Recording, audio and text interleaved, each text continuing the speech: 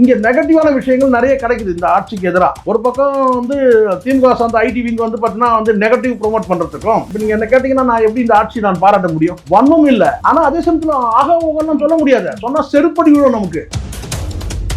நீங்க பாசிட்டிவான விஷயம் சொன்னீங்கன்னா வந்து பார்க்க மாட்டோம், நெகட்டிவான விஷயம் தான் பாக்குறாங்க மக்களும். அதுதான் மக்கள்கிட்ட போய் சேருது.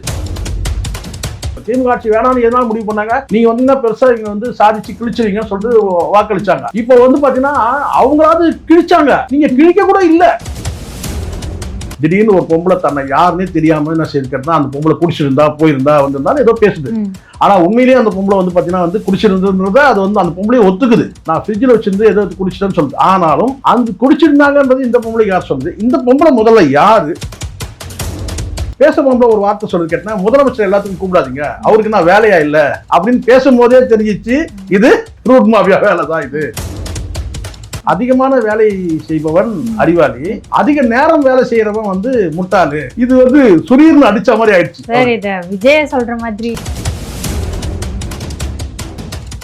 காண்டம் மீடியா நேயர்களுக்கு வணக்கம். நான் உங்கள் விஜயாசினி. இன்னைக்கு நம்ம கூட அரசியல் மற்றும் சினிமா விமர்சகர் திரு சேகுவாரா ஜெயசங்கர் அவர்கள் தான் இருக்காரு. வணக்கம் சார். வணக்கம். வணக்கம். எப்படி சார்? நலமா இருக்குமா சார்? தமிழக வெற்றி கழகத்தை பொறுத்த வரைக்கும் ரூட் மாஃபியான்றது சோசியல் மீடியால நிறைய பண்றாங்க, நிறைய பேர் ரீல்ஸா போடுறாங்க, ரீல்ஸை வச்சு ஜெயிச்சிட்டாங்கன்னு நிறைய வந்துச்சு. ஆனா இப்ப அந்த ரூட் மாஃபியான்றது நியூஸ் சேனல்ஸ்லயே நிறைய பண்ண ஆரம்பிச்சிட்டாங்க. உதாரணத்துக்கு 30 வருஷ கோரிக்கையே அவர் தொகுதியில விஜய் செஞ்சுட்டாரு அப்படின்ற மாதிரியான விஷயங்கள்லாம் பொய்யா பரப்புறாங்கன்னு ஒரு தகவல் இருக்கு. இது எந்த அளவுக்கு உண்மையா இருக்கு? சின்ன உதாரணம் சொன்ன கேளுங்க, கவனமா கேளுங்க. நான் வந்து 83 84 வந்து நான் பெரம்பூரில் ஸ்கூலில் வந்து நான் ஜாயின் பண்ணுறேன். அங்கே தான் என் பெரிய சிஸ்டர் வீடு இருக்குது. அங்கே தான் வந்து எனக்கு வீடு வந்து எனக்கு புந்தமல்லி பக்கத்தில். பட் சிஸ்டர் மேரேஜ் பண்ணி கொடுத்தோடனே எனக்கு 8 வயசு. அப்போது 9 வயசு எனக்கு. அப்போ வந்து என்ன சொன்னால் ஸ்கூலில் வந்து ஜாயின் பண்ணுறேன். 10 வயசில் நான் ஸ்கூலில் ஜாயின் பண்ணுறாங்க. அங்கே தான் நான் படித்தேன். சரிங்களா? அதெல்லாம் எனக்கு வந்து அங்கே தான் தங்கி படித்தேன். ஃபுல்லாக வந்து வாரத்தில் ஒரு நாள் கூட இல்லை, மாதத்தில் ஒரு நாள் தான் வீட்டுக்கு நான் வந்து எங்கள் வீட்டுக்கு போவேன். எங்கள் அக்கா வீட்டில் தான் தங்கி படித்தாங்க. அந்த பெரம்பூரில் எனக்கு சந்து பொந்துலாம் தெரியுமா, இடுக்கு எல்லாம் தெரியும் எனக்கு. சந்து பொந்து எல்லாம் வந்து என்ன சைக்கிள் ஓட்ட பழகினது அங்கே தான். என்ன எல்லாமே வந்து பெரம்பூர் ஏரியா மட்டும் கிடையாது, அப் டு அந்த சைடில் மாதவரம் வரைக்கும், இந்த சைடில் வேசர்படி வரைக்கும் ஃபுல்லாகவே எனக்கு தெரியும். அப்படி ஒரு ரவுண்டு. ஏன்னா அங்கே வாழ்ந்தது ஃபுல்லாக ஃப்ரெண்ட்ஸு எல்லாமே அங்கே தான். அப்போ இப்போ திடீர்னு ஒரு நியூஸை பார்த்தேன். என்னன்னா பெரம்பூரில் வந்து ஒரு தெரு வந்து பார்த்திங்கன்னா வந்து நீண்ட காலம் வந்து மூடப்பட்டிருந்துச்சு. அந்த அந்த தெரு வந்து பார்த்திங்கன்னா வந்து பொது வழி தெரு. அது எந்த இடம்னு கூட எனக்கு தெரியும். அது எந்த இடம்ன்றது எனக்கு தெரியும். அது வந்து முதலமைச்சர் வந்து அந்த வழியை எடுத்து விட்டதுனால 3 கிலோமீட்டர் சுற்றிக்கிட்டு போயிருந்தோம். நாங்கள் வந்து இனிமேல் அந்த வழியை நாங்கள் பயன்படுத்திப்போம். இதனால வந்து பல ஆயிரம் பேருக்கு வந்து இதனால பலன் கிடச்சிச்சு சொன்னாங்க. என்னடா இது ஒன்றுமே புரியல இது. அப்புறம் எதுதான் சொல்லி அதை வந்து ஒரு 4 பேர் சிலாகிச்சு பேசியிருந்தாங்க. அது பண்ணு என்னடா இது, ஆட்சிக்கு வந்து 1 வாரம் தான் ஆச்சு, 1 வாரத்துக்குள்ளே இவர் வந்து அதை எடுத்து விட்டாரான்னு சொல்லி. அப்புறம் பார்த்ததுக்குன்னா அது நீண்ட வருஷமாக மூடி இருந்தது உண்மை. குறுக்க வந்து பார்த்தீங்கன்னா 4 கல் வந்து பெரிய பெரிய கல் வந்து கருங்கல் போட்டு க்ளோஸ் பண்ணியிருந்தது உண்மை.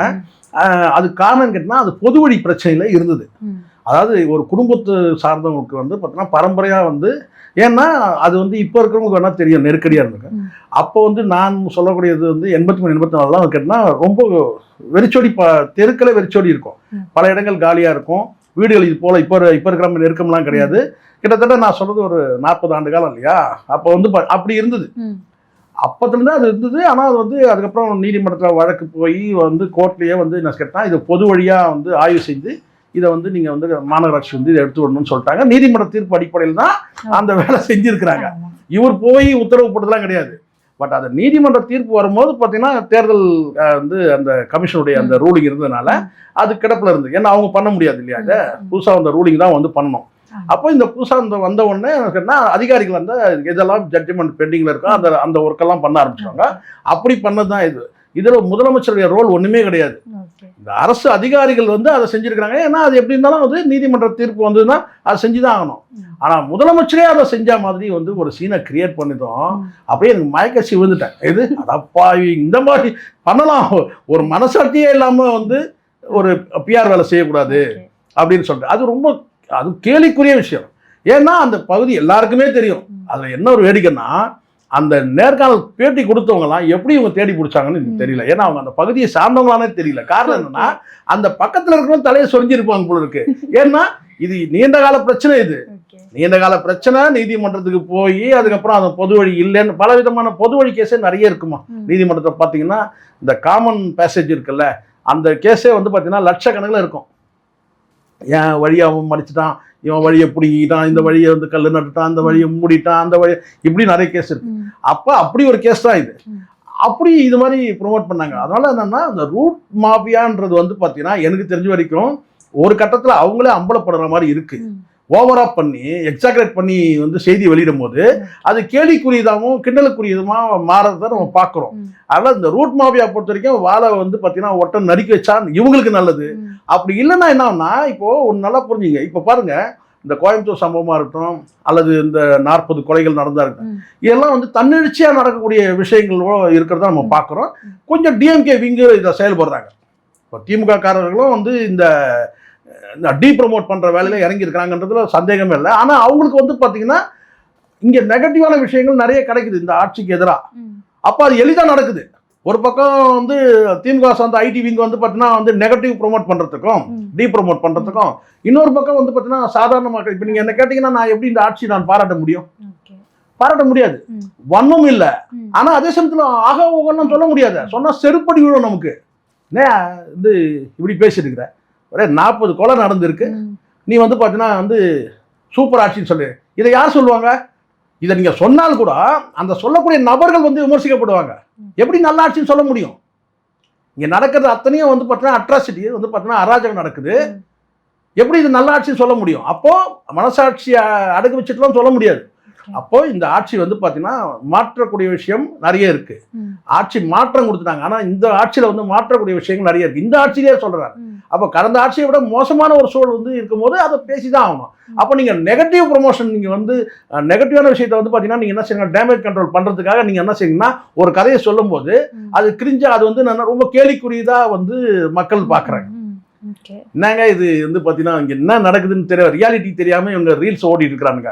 இதுக்கு முன்னாடி பண்ணது வேற. இதுக்கு முன்னாடி வந்து ஆட்சியில் நீங்கள் இல்லை, நீங்கள் வந்து ஒரு அரசியல் கட்சியாக இருந்தீங்க. ஆட்சியை வந்து எதிர்த்து பேசுறது ரொம்ப எளிது.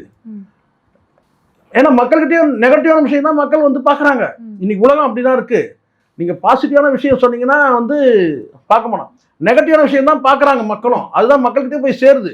அதுக்கப்புறம் மக்கள் என்ன முடிவு பண்ணுறாங்கிற வேறு விஷயம். இப்போ திமுக ஆட்சி வேணான்னு எதனால முடிவு பண்ணாங்க? நீங்கள் வந்தீங்கன்னா பெருசாக இங்கே வந்து சாதிச்சு கிழிச்சிருவீங்கன்னு சொல்லிட்டு வாக்களிச்சாங்க. இப்போ வந்து பார்த்தீங்கன்னா அவங்களாவது கிழிச்சாங்க, நீங்கள் கிழிக்க கூட இல்லை. எது அவங்களாவது இப்போ ஸ்டாலின் இருந்தாங்க கிழிச்சிட்டாரு அண்ணா. ஆமாம், எஸ், அவங்க கிழிச்சாங்க, எதையோ கிழிச்சாங்க. ஆனால் உங்களுக்கு கிழிக்கிறது கூட எதுவுமே இல்லாமல் இருக்கு. என்னதாங்க கிழிச்சிங்கன்னா எதுவும் கிழிக்கலைங்க. அப்போ எதுக்கு நீங்கள் வந்தீங்க? ஏதாவது கிழிச்சிங்கன்னா எதுவும் கிழிக்கல. எல்லாமே ஒரு ஒரு விஷயமும் இந்த அரசு வந்து அம்பலப்பட்டு நிற்கிறத பார்க்குறோம். எனக்கு தெரிஞ்ச வரைக்கும் இதே போக்கில் போகிறதுன்றது சரி கிடையாது.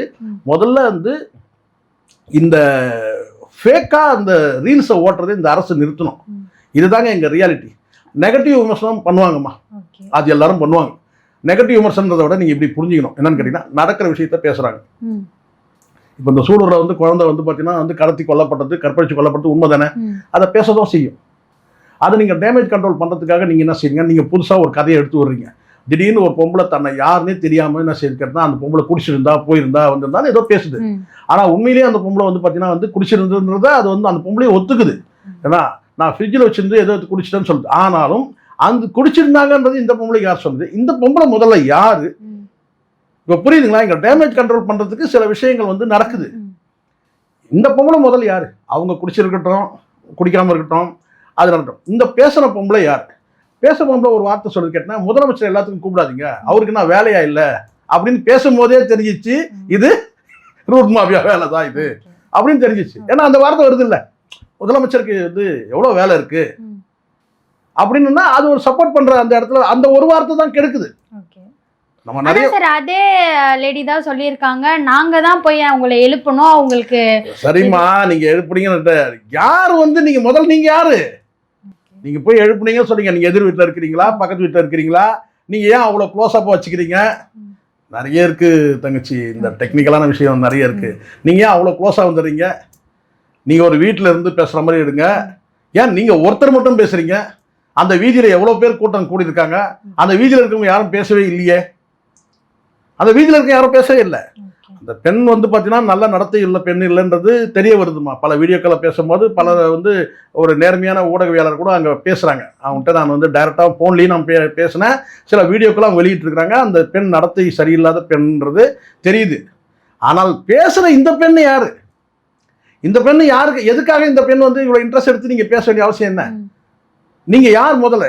இப்போ நீங்கள் இருக்கிறீங்க, நீங்கள் அடையாளப்படுத்திங்க. முதல்ல நீங்கள் யாருன்னு தான் அடையாளப்படுத்துங்க. நான் பாருங்கள் இந்த பக்கத்து வீட்டில் தான் அந்த எதிர் வீட்டில் தாங்க நான் இருக்கிறேன் அப்படி சொல்லுங்க. ஆனால் பிளைனாக வந்து பார்த்தீங்கன்னா க்ளோஸ்அப்பில் வச்சுட்டு நீங்கள் அப்படி பேசுறது இது வந்து ஒரு டேமேஜ் கண்ட்ரோல் நடவடிக்கை அப்படி ஒரு சந்தேகம் வருது இல்லை நமக்கு. அதானே நீங்கள் வந்து முதலமைச்சருக்கு நிறைய வேலை இருக்குன்னு வேற சொல்கிறீங்க. எல்லாருக்கும் தெரியும் அது.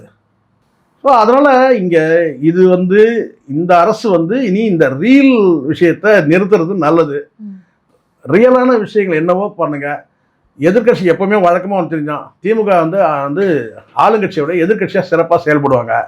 அவங்க வந்து இப்போ வந்து ஃபுல்லாக வந்து ஒரு பக்கம் அவங்களே இறங்கிட்டாங்க. இப்போ அடுத்தடுத்த நடவடிக்கைகள் நீங்கள் வந்து பார்த்தீங்கன்னா நீங்கள் அவங்க வாயை அடைக்கிறன்றதுனால இந்த ஊடகத்தில் பேசுகிறவங்க அந்த ஊடகத்தில் பேசுகிறவங்க மேலே நீங்கள் நடவடிக்கை எடுக்கிறதுனாலாம் ஒன்றும் நிற்க போதில்லை. ஏன்னா முழுக்க அதில் நீங்கள் கவனம் செலுத்தும் போது நீங்கள் ஆட்சி நிர்வாகத்தில் கவனத்தை விட்டுருவீங்க. நீங்கள் உண்மையாக செய்ய வேண்டியது என்ன? அடுத்த கட்டம் என்ன பண்ணணும்? இப்போ மின்சாரம் வந்து துண்டிக்கப்படாமல் இருக்கிறதுக்கு என்ன செய்யறது, அதை செய்யுங்க. அடுத்த கட்டமாக நீங்கள் வாக்குறுதி கொடுத்தது என்ன நிறைவேற்றணும் அதை பாருங்கள், அதை செய்யுங்க. அப்போ இந்த குற்ற நடவடிக்கைகள் வந்து ஈடுபடாமல் இருக்கிறதுனா தகுதியான வந்து அதிகாரிகளை வந்து நீங்கள் நியமனம் பண்ணுங்க. அதிகாரம் எல்லாமே உங்கள்கிட்ட இருக்குது. ஒரு இடத்துல வந்து பார்த்தீங்கன்னா ஒரு தலைமையில் வரக்கூடிய நேர்மையான அதிகாரி ஒருத்தர் வந்துட்டாங்கன்னா கீழே இருக்கும் அத்தனை சரியாயிருவாங்க. நீங்கள் வந்து அங்கே வந்து பதவி நியமனம் செய்யும் போது பார்த்தீங்கன்னா சரியான நபர்கள் தேர்வு செய்யணும். அந்த சரியான நபர் குறித்து உங்களுக்கு தெரியணும். முதல்ல அங்கே நீங்கள் யாராலையும் யாருடைய அட்வைஸாவது நீங்கள் கேட்டு இவர் நமக்கு வந்து பார்த்தீங்கன்னா இந்த வேலை செஞ்சு கொடுத்தாரு அந்த வேலை செஞ்சு கொடுத்தாரு இவர் சொல்கிறத கேட்போம் ஜோசியக்காரர் சொல்கிறத கேட்போம் இப்படி கேட்டு நீங்கள் நியமனம் பண்ணால் சரியாக வராது. உள்ளபடியே இருக்கிற அதிகாரிகளில் வந்து பார்த்தீங்கன்னா அதிகாரிகள் தான் இங்கே வந்து நிர்வாகத்தை வந்து என்ன சொன்ன ஒரு நரம்பு மாதிரி சரியான நான் வந்து அதிகாரிகள் இருந்தாங்கன்னா கீழே இருக்கிற அத்தனை அதிகாரிகள் சரியாயிருவாங்க. அதில் கவனம் செலுத்தணும். அதை செலுத்தினா தானாகவே வந்து முடிஞ்சிடும். இப்போ முழுக்க இப்போ வந்து பிரச்சனையாக என்ன எதை நோக்கி நகருதுங்கன்னா 2 விஷயத்தை நோக்கி நகருது. 2 விஷயம் முதல்ல இந்த அரசு செய்யணும். 2 விஷயம். மின் துண்டிப்பு அதை முதல் பண்ணணும். சட்டம் ஒழுங்கு. இந்த 2 விஷயத்துல நீங்கள் வந்து கவனம் செலுத்தணும். இந்த 2 அதுக்கப்புறம் அடுத்தடுத்து பிரச்சனை வரும்.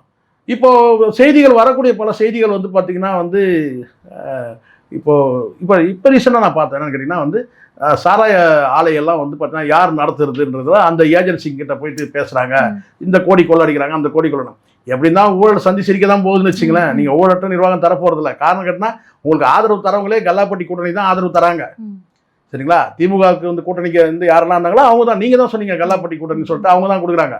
முதல்ல அடிப்படையிலே இந்த அரசு தவறு.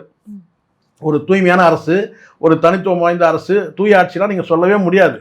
ஏதோ பண்ணுறீங்க. மக்களை வந்து பார்த்தீங்கன்னா கேட்டால் வந்து சகிச்சுட்டு நகர்ந்து போகிறாங்க. ஆனால் அந்த சகிப்புத்தன்மை வந்து பார்த்தீங்கன்னா ஒரு கட்டத்தில் வந்து பார்த்தீங்கன்னா பஸ்ட் ஆகாமல் பார்த்துக்கணும். இந்த அரசு செய்யறதுனா அதுதான். இப்போ நான் ஏற்கனவே சொன்னேன், கடந்த முறை உங்களுக்கு சொன்ன நினைக்கிறேன். இது வந்து எதிர்கட்சிகள் யாருன்றது தெரியாத நிலை இன்னைக்கு இருக்கு. எதிர்கட்சிகள் யார், உண்மையான எதிர்கட்சி யார்? இப்போ இந்த அறிக்கை இந்த இடத்துல நீங்கள் பாருங்க, எடப்பாடி பழனிசாமி வந்து பார்த்தீங்கன்னா கண்டிச்சு அறிக்கை விடுறாரு. ஆனால் அவர் தகுதி இருக்கா? கிடையாது. பொள்ளாச்சியில் சம்பவம் நடந்தது. அப்போ அவர் வந்து காப்பாற்றுற இடத்துல அவர் இருந்தார். அமைச்சர் பிள்ளைகள் வந்து காப்பாற்றுற இடத்துல அவர் இருந்தார். இப்போ ஏயு மட்டும் எடுத்துங்க, யார் அந்த சார் கொடி கட்டி பறந்தது. அப்போ இந்த அரசு வந்து பார்த்தீங்கன்னா வந்து சம்மந்தப்பட்ட நபர்கள் அந்த ஒரு குற்றவாளியை தவிர்த்துட்டு மற்ற நபர்களை காப்பாற்றுற இடத்துல தான் இவங்க இருந்தாங்க. இப்போ இவரை எடுத்துங்க, சூழல் நிகழ்ச்சியில் இவர் சம்மந்தப்பட்ட எதுவுமே இல்லை. ஆனாலும் வரக்கூடிய செய்தி பாருங்க. இப்போ ரீசெண்டாக பார்த்தீங்கன்னா ஒருத்தன் பாத்ரூமை எட்டி பார்த்துருக்கிறான். அவன் யாருன்னா தாவேக கட்சியில் வந்து ஒரு பிரபலம் வர போடுறாங்க. அவன் என்ன பிரபலம், ஏது பிரபலம், உண்மையிலேயே அவன் தாவேக கட்சிக்காரன் தானா இல்லை இது ஒரு ஃபேக்கா உண்மையா, இதெல்லாம் சொல்லக்கூடிய இடத்துல இல்லை. அப்போ நீங்கள் மீண்டும் வந்து இந்த ப்ரொமோட் பண்ணுற இடத்துல இருக்கிறீங்க. அவர் வந்து பேட்டரி கார் எடுத்துட்டு 4 மணி நேரம் சுற்றி வந்தார், வலம் வந்தார் அப்படின்னு ஆயிடுச்சு. ஸோ இதெல்லாம் வந்து ப்ரொமோட் பண்ணுறதை நிறுத்திட்டு வந்து பார்த்தீங்கன்னா ஒரு சாதாரண எளிமையான ஒரு காஸ்ட்லியான சீஃப் மினிஸ்டர் கிடையாது, ரொம்ப எளிமையானன்னு சொல்லிட்டு முதல்ல பத்திரிகையாளர் சந்திக்கிறது, மக்களோட நெருங்கி வாங்க. அப்போ தான் இது வந்து சரியாக இருக்கும். இல்லைன்னா இப்படியே நீங்கள் ரீல் நீங்கள் ஓட்டிடலாம்னு நினச்சிங்கன்னா திடீர்னு நிலைமை எப்படி மாறும் சொல்ல முடியாது. பாருங்கள், ஒரே ஒரு விஷயம்தான். இந்த காக்ரோச் ஜனதா பார்ட்டின்றது ஒரு வார்த்தை தான் விட்டார். ஒரு வார்த்தை. அதுக்கு பின்னாடி நிறைய கதைகள் இருக்கு, நம்ம இன்னும் அதுக்கு போகல. ஏன்னா அமெரிக்காவில் இருந்து தான் வந்து பார்த்தீங்கன்னா அந்த காக்ரோச் பார்ட்டியோட அந்த லீடரே வந்து அமெரிக்காவில் இருந்து தான் செயல்படுறாரு. சரிங்களா? ஒரு வார்த்தை தான் என்ன சொல்லிட்டாரு, ஒரு வார்த்தை, கரப்பாம்பூச்சி மாதிரி செல்போனை நோடிக்கிட்டே இருக்கிறாங்க இந்த யங்ஸ்டர்ஸு ஜென்சி கிட்டு அப்படின்னு சொல்லிட்டாரு. அதை தாண்டி ஒரு சில வார்த்தைகள் விட்டாரு வந்து ஆர்டி சம்மந்தமாக சொன்னார். ஆனால் அந்த ஒரு வார்த்தை வந்து பார்த்தீங்கன்னா இயல்பாக ஜென்ரலாக சொல்கிறது தான். இந்த யங்ஸ்டர்ஸ் வந்து பார்த்தீங்கன்னா நிறைய நேரத்தை செலவு பண்ணுறாங்க இந்த செல்ஃபோனில் அப்படி சொல்லியிருந்தாலும் கூட இல்லை. ஒரு தாண்டி ஒரு வார்த்தை வந்து நான் கேட்டேன்னா சில பேர் சொல்லுவாங்க புத்தக பூச்சின்னு சொல்லுவாங்கல்லம்மா, சொல்லுவாங்கல்ல. அவர் என்னன்னா புத்தகத்தை ஃபுல்லாக படிக்கிற போது என்ன சொன்னா என்ன நேரம் புத்தகத்தையே இருந்தாங்கன்னா அவர் ஒரு புத்தக பூச்சிப்பா அப்படின்னு சொல்லுவாங்க. கிட்டத்தட்ட அந்த வார்த்தை அப்படி தான் வச்சுங்களேன். ஆனால் அது கரப்பாம்பூச்சின்னு ஒரு வார்த்தையை சொன்னதை வச்சு பேர் கட்சியே தொடங்கியாச்சு. அது மிகப்பெரிய எழுச்சி புரட்சியில் போயிட்டு இருக்குது. டெல்லியிலேயே வந்து ஆட்சி மாற்றமே ஏற்படுறதுக்கான வாய்ப்புகள் இருக்குது. அதான் மோடி ஆட்சி வந்து கிட்டத்தட்ட முடிவு வந்துடும் அப்படி இருக்கு. 29 வரைக்கும் தாங்கினால் பெரிய விஷயம்ன்றப்பலாம் ஆயிடுச்சு. ஏன்னா இன்னும் 2 வருஷம் இருக்கு, அது வரைக்கும் தாங்குமான்னு தெரியல, அந்த அளவுக்கு ஆயிடுச்சு. அப்போ இங்கேயும் கூட வந்து பார்த்தீங்கன்னா நீங்கள் வந்து சும்மா அந்த இணையத்தையே நீங்கள் நோண்டிட்டு இருந்தீங்கன்னா ஒரு பக்கம் நீங்கள் ப்ரொமோஷனு, இன்னொரு பக்கம் வந்து பார்த்தீங்கன்னா வந்து எதிர்கட்சி டீ ப்ரொமோட்டுக்கு, இதுக்கு இடையில வந்து பார்த்தீங்கன்னா தன்னார்வ ஊடகவியலாளர்கள் எல்லாருமே வந்து பார்த்தீங்கன்னா நெகட்டிவான விஷயத்தை தான் நோக்கி நகர்வாங்க. நெகட்டிவ்ன்றதை விட பார்த்தீங்கன்னா நாட்டில் நடக்கிற அநீதி அவலங்களை நோக்கி தான் நகர்வாங்க. அப்போ இன்னைக்கு உங்கள் ஆட்சியில் இருக்கிற அநீதி அவலங்களை சேர்ந்து பண்ணும்போது கேட்டினா முழுக்க ஒரு என்ன சரி கேட்டினா ஒரு பாரபட்சம் ஒரு முறையில் தான் இங்கே வந்து ஊடக செயல்பாடுகள் இயற்கையாகவே தள்ளப்படும். அப்போ உங்கள் ஆட்சிக்கு எதிரான வந்து ஒரு வீழ்ச்சியை நோக்கி தான் நீங்கள் நகரக்கூடிய சூழல் வரும். இது இயற்கையான இது நடக்கக்கூடியது தான். அப்போ நீங்கள் முதல்ல வந்து கேட்டால் இந்த இதை விட்டுருணும். முதல்ல இந்த ஃபேக்காக ப்ரொமோட் பண்ணுற விஷயத்த விட்டுருங்க. நடக்கிறது தான். அப்போ இந்த இடத்துல வந்து பார்த்தீங்கன்னா அரசு வந்து பார்த்தீங்கன்னா முழுமையாக வந்து பார்த்தீங்கன்னா அரசு இயந்திரம் வந்து செயல்படலை. முழுக்க பொழுதை போகக்கூடிய வந்து இந்த இன்ஸ்டாகிராமையும் அதையும் இதை வச்சுக்கிட்டு அதை நம்பிட்டு நீங்கள் வந்து ஆட்சி நகர்த்த முடியாது. இது வந்து பார்த்தீங்கன்னா காலப்போக்கில் அது வெளிச்சமாகி முழுக்க அதே ஊடகம், எந்த ஊடகம் உங்களுக்கு முதலமைச்சர் பதவி உட்கார வச்சோ அதே ஊடகம் உங்களை கீழே தள்ளிவிடும். சார், இன்னொரு விஷயம், விஜய் அவர்கள் ரொம்பவும் பெருந்தன்மையாக ஒரு விஷயம் சொன்னார். ஆட்சிக்கு வந்துட்டோன்றதுக்காக ரொம்ப ஆடக்கூடாது, எதுவுமே பண்ணக்கூடாது அப்படின்னு சொல்லியிருந்தாரு. அதையும் தாண்டி நிறைய விஷயங்கள் ஆட்சியில் இருக்கிறவங்க பண்ணிட்டு இருக்காங்க. உதாரணத்துக்கு ஒரு கல்யாணத்தை போய் நிறுத்துறதுக்கு ஒரு எம்எல்ஏ கிளம்பி போகிறது, ஹாஸ்பிட்டலில் போய் நாங்கள் டிவி கேலுன்றகளை பண்ணுறது, இந்த மாதிரியான விஷயங்கள்லாம் தொடர்ந்து விஜய் முதலமைச்சர் சொல்லியும் நடந்துட்டு தான் இருக்குது. இதுக்கு என்ன மாற்றம் வரக்கூடாது? இல்லை, எனக்கு தெரிஞ்ச வரைக்கும் இந்த ஆட்சி வந்து பார்த்தீங்கன்னா முதல்ல அவர் சொன்னார்ல, அதை முதல்ல அவரே வந்து வந்து கரெக்டாக வந்து ஃபாலோ பண்ணணும். அவரே ஃபாலோ பண்ண, நான் விஜய் அவர்கிட்ட ஃபாலோ பண்ணல. எப்படின்னு சொல்கிறேன்னா, ஒரு அரசு நிர்வாகத்துக்கு வந்துட்டீங்க, அடுத்தடுத்த நகர்வுகள் வந்து பார்த்தீங்கன்னா வந்து இவங்களுடைய ஒரு அமைச்சருடைய நகர்வுகள் பார்த்தீங்கன்னா ஒருத்தர் வந்து சோழிங்கநல்லூரில் போகிறாரு, வந்து எரிஞ்சு கிடக்குது, அதை வந்து பார்த்தீங்கன்னா நீங்கள் ரீல்ஸ் எடுத்து போடுறீங்க. அதுக்கப்புறம் வந்து பார்த்தீங்கன்னா ஒரு அமைச்சர் வந்து பார்த்தீங்கன்னா வந்து ஆய்வு செய்கிறாரு, அதை வந்து செய்தியாக போடுறீங்க. இது எதுவுமே நீங்கள் பண்ணாதீங்க. இது எதுவும் நீங்கள் ஆய்வு செய்யுங்க, மக்கள் ரிசல்ட் தரட்டும், மக்கள் சொல்லட்டும். நீங்கள் இதை போட்டு அதில் உள்ள வந்து ஃபேக்காக உள்ள வந்து ஒரு 10 பேர் கமெண்ட் வந்து சூப்பர் அமைச்சர், அருமையான அமைச்சர், அதை பண்ணிட்டாரு, இதை பண்ணுறாரு, அப்படி பண்ணுறாரு, இப்படி பண்ணுறாரு நீங்கள் சொல்கிறீங்கல்ல, அதை விட்டுருங்கன்ற. நான் இந்த அமைச்சர்கள் இந்த போய் இது செய்தி போடுறதுன்னா அரசு குறிப்பிட மட்டும் பண்ணட்டும். அரசு ஊடகம் ஏதாவது இருக்கா, அரசு ஒன்றா அதை தெரிவிட்டோம், அரசு நியூஸாக வெளியிட்டோம். அதை விட்டுட்டுன்னு கேட்டால் இந்த ஊடகங்களுக்கு வந்து பார்த்தீங்கன்னா நீங்கள் அந்த நான் சொல்கிறது ஏதோ நீங்கள் யூடியூப் மட்டும் நினச்சாதீங்க. இந்த மெயின் ஸ்ட்ரீம் மீடியா ஊடகங்களே காசை வாங்கிட்டு தான் கூவுனானுங்க, எங்கே விஜய்னு.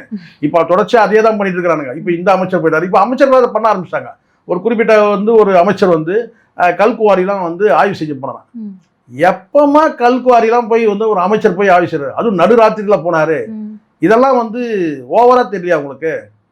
நான் என்ன சொல்கிறேன்னா, உங்களுடைய செயல்பாடுகள் வந்து நீங்கள் வந்து ஊடகங்களை தானாக பேசட்டும், நீங்கள் பேச வைக்கிறீங்க.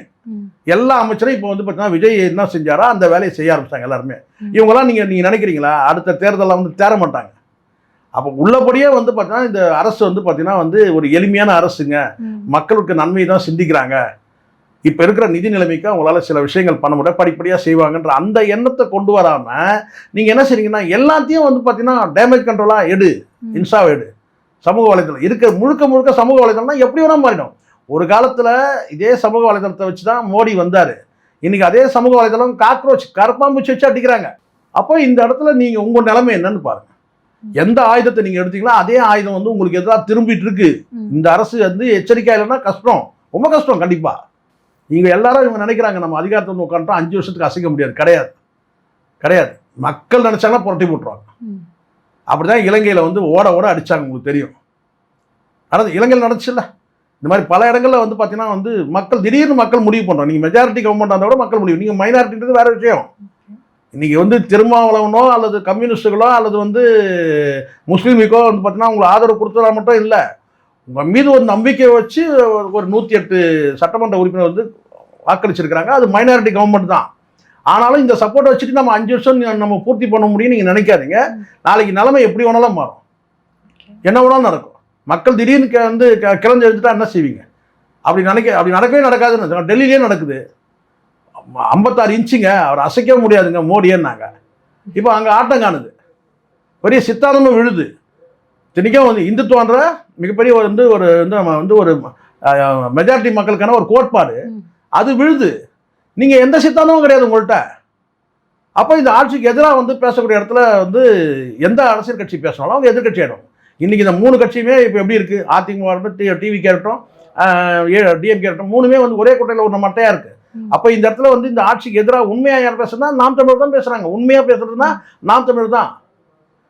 அப்போ அதனால தான் நான் முதல்ல சொன்னேன், ஆட்சி மாற்றம் இந்த அரசு வந்து ஒரு ஃபேக் கவர்மெண்ட். இந்த கவர்மெண்ட்டை யார் எதிர்த்து உண்மையாக அரசியல் பண்ணுறாங்களோ, அரசியல் பேசுகிறாங்களோ, மக்களுக்கான அரசியல் முன்னெடுத்து வைக்கிறாங்களோ அந்த கட்சி வந்து பார்த்தீங்கன்னா மெஜாரிட்டியில் வின் பண்ணுவாங்க. நீங்கள் வேணால் பாருங்கள், இன்றைக்கி இந்த 4% சொல்லி கிண்டல் பண்ணுறோம் அத்தனை பேரும் வந்து பார்த்தீங்கன்னா இந்த அடுத்த தேர்தல் அது 2 வருஷத்தில் வரட்டும், 3 வருஷத்தில் நடக்கும், இல்லை 5 வருஷத்தில் 2032 கூட நடக்கட்டும், இந்த 4% வந்து பார்த்தீங்கன்னா 4 மடங்கு ஆகும், 5 மடங்கு 6 மடங்கு ஆகும் பொறுத்து. ஆனால் அங்கே அரசியல் பண்ணுறது தான் இருக்குது. டிவிக்கு அரசை வந்து எதிர்த்து அரசியல் பண்ணணும். காரணம் கேட்டிங்கன்னா இந்த அரசு பேஸ்லெஸ், அடிப்படை இல்லாத ஒரு அரசு. இது மைனாரிட்டி மட்டுமே கிடையாது, அடிப்படையில் எதுவுமே அடிப்படை இல்லை. எந்த அமைச்சர்களுக்கும் அனுபவம் இல்லை, அறிவும் இல்லை, செயல்பட தெரியல. முதலமைச்சரும் வந்து பார்த்தீங்கன்னா ஒரு காட்சி பொம்மையாக தான் இருக்கிறாரு. நீங்கள் நிர்வாகத்தை வந்து பார்த்தீங்கன்னா நீங்கள் நான் காலைல 8 மணிக்கு வந்துட்டேன், ராத்திரி சாயந்தரம் 4 மணிக்கு போனோம்னு பெரிய விஷயம் கிடையாது. நான் ஒரு அரசு அலுவலகத்தில் வேலை செஞ்சேன், மத்திய அரசில். அங்கே வந்து பார்த்தீங்கன்னா ஒரு குறிப்பிட்ட ஒரு அதிகாரி என்ன சொல்வார் கேட்டால், அவர் காலையில் 10 மணிக்கு வந்துட்டு ஈவினிங் நைட்டு 8 மணிக்கு தான் போவார். 5 மணிக்கு டியூட்டி முடிஞ்சிடும், ஆனால் அவர் 8 மணிக்கு தான் போவார், 9 மணிக்கு கூட போவார் சமயத்தில். அப்போ வந்து அவர் ஒரு பெரிய அதிகாரிக்கும் போது கூட இருக்கிற சில நபர்கள் இருக்க தானே செய்வாங்க, அவருடைய பிஏக்கள் ஒரு 10 அதிகாரிகள். ஏன்னா பெரிய அதிகாரி இருக்கும்போது அவர் எத்தனை மணிக்கு கிளம்புறாரோ அப்போ தான் வந்து ஒரு மீதி இருக்கிற 10 அதிகாரி கிளம்ப முடியும், அந்த மாதிரி சூழ்நிலை.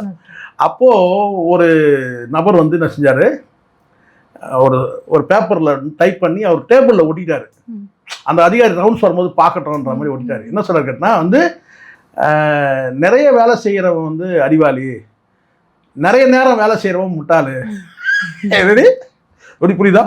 நிறைய வேலை செய்கிறவன், அதிகமான வேலை செய்பவன் அறிவாளி, அதிக நேரம் வேலை செய்கிறவன் வந்து முட்டாளு அப்படின்ற மாதிரி எழுதாரு. இது வந்து சுரீர்னு அடிச்ச மாதிரி ஆயிடுச்சு.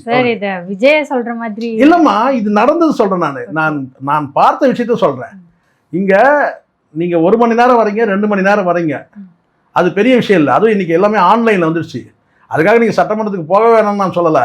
ஆனால் இதை ஒரு பெரிய பாயிண்டாக சொல்லாதீங்கன்னு கேட்டால், அவர் 4 மணி வரைக்கிறார். ஏன்னா இதே வந்து கண்ணகி இந்த சிலை இருக்கு இல்லையா, அங்கே தான் நாங்கள் கிரிக்கெட் விளையாடிட்டு இருப்போம். நான் சொல்கிறது 80களில் சொல்கிறேன். அப்போ வந்து பார்த்தீங்கன்னா அந்த இடத்துல வந்து பார்த்தீங்கன்னா வந்து எம்ஜிஆர் அவர்கள் போகிறத நான் பார்த்துருக்குறேன், கலைஞர் போகிறத பார்த்துருக்கேன், ஜெயலலிதா அவர்கள் போகிறது, அமைச்சர்கள் பெரும்பாலான அமைச்சர்கள் அந்த பக்கம் போகிறத வந்து நானே பார்த்துருக்குறேன். சில பேர் வாக்கிங் வர்றதையும் நான் பார்த்துருக்குறேன் அங்கே வந்து பீச்சில், கடற்கரையில். அதனால் இப்படி ஒரு கதை சொல்லக்கூடாது. கேட்டால் அவர் 9-10 மணிக்கு வந்துடுறாரு, சாயந்தரம் 4 மணிக்கு தான் போகிறாரு அப்படிங்கிறாரு. 10 மணிக்கு போனால் வந்து முதலமைச்சர்லாம் இருக்கிறாங்க. அதனால் அதே சமயத்தில் இன்னொன்று சொல்கிறேன் கேட்டிங்கன்னா, அதிக நேரம்ன்றது பாயிண்ட் கிடையாது. அதிகம் நம்ம அந்த நேரத்தில் நம்ம என்ன செஞ்சோம், இருந்த 4 மணி நேரம் அங்கே செக்ரட்டரி இருந்தாலும் நம்ம என்ன வேலை செஞ்சோன்றது தான் முக்கியம். இந்நேரம் வந்து ஒரு மாவட்டத்துக்கு நீங்கள் பறந்து இருக்கணும், நடக்கலை, சென்னையிலேயே இருக்கிறீங்க. இந்நேரம் ஒரு வாரம் ஆயிடுச்சுன்னா அடுத்த பட்டம் வந்து ஏன்னா தமிழ்நாடு முழுவதும் நீங்கள் உங்கள் கால் படணும்ல. அப்போது எங்கேயாவது ஒரு மூளைக்கு நீங்கள் வந்து பார்த்தீங்கன்னா ஒரு மாவட்டத்தில் வந்து ஒரு மாவட்ட ஆட்சியர் கூட்டத்தில் ஏதோ ஒரு இடத்துல நீங்கள் மாவட்டத்துக்கு பயணம் பண்ணியிருக்கணும். ஆனால் நீங்கள் ரொம்பவும் நீங்கள் திகட்டுற அளவுக்கு நான் நினைக்கிறேன் இது வந்து ஜானுக்கு வந்து இந்த தகவல் போகணும்னு நினைக்கிறேன். இது சரி கிடையாது. நீங்கள் வந்து இதுக்கு முன்னாடி அவரை பொத்தி வச்சது வேற. இப்போ நீங்கள் வந்து பார்த்தீங்கன்னா நீங்கள் ரொம்ப பொத்தி வைக்கும் போது மக்கள்கிட்ட விலகி இருக்கிறாரு ஒன்று. அதே சமயம் பொத்தி வச்சுட்டு ஒரு குறிப்பிட்ட விஷயத்தில் நீங்கள் வந்து பார்த்தீங்கன்னா உங்கள் விஜய் நீங்கள் பாட்டு பாடினீங்கன்னா மக்கள் பயங்கரமான கொதிப்பில் இருக்கிறாங்க. மக்கள் வந்து ரொம்ப ஆவேசம் அடைவாங்க. ஏன்னா அந்த அளவுக்கு இன்றைக்கி வந்து பார்த்தீங்கன்னா மக்கள்கிட்ட வந்து ஒரு அதிருப்தி நாளுக்கு நாள் உருவாகிட்டே இருக்குது. குறிப்பாக ஒரு சில விஷயங்களில் மின்சாரம் கட் பண்ணுறது தான் மிகப்பெரிய கொடுமை. அது விட இந்த மாதிரியான குற்ற நடவடிக்கைகள் வந்து நடக்கிறது. அடுத்தடுத்து இதெல்லாம் வந்து மக்கள்கிட்ட வெறுப்பு வந்து வெறுப்பு ஒரு லெவல் தாண்டிடுச்சுன்னா, மக்கள் வீதியில் இறங்கிட்டாங்கன்னா, அதுக்கப்புறம் அவங்களை சமாதானம் பண்ணுறதுக்கு முதலமைச்சர் வந்தால் தான் ஆச்சுன்ற அளவுக்கு பேச ஆரம்பிச்சிடுவாங்க. இப்போ எல்லாத்துக்கும் முதலமைச்சர் கூப்பிட்றாங்க. அது காரணம் நீங்கள் தான். நீங்கள் வந்து ப்ரெஸ்ஸை மீட் பண்ணிட்டீங்கன்னா முதலமைச்சர் கேட்க மாட்டாங்க. இப்போ நீங்கள் காஸ்ட்லியாகவே வைக்கணும்னு நினைக்கிறீங்க முதலமைச்சரை. ஆனால் அது எங்கே போய் முடியும்னு பாருங்கள். ஜெயலலிதா அவர்கள் காஸ்ட்லியான வந்து முதலமைச்சர் ஆனால் பத்திரிகையாளர் சந்திச்சாங்க. ஆனால் நீங்கள் அது பத்திரிகையாளர் சந்திக்காமல் இருக்கிறது நீங்கள் வந்து பார்த்தீங்கன்னா மக்கள்கிட்ட இருந்து விலகி இருக்கிறதா நான் பார்க்குறேன். அது நல்லது கிடையாது.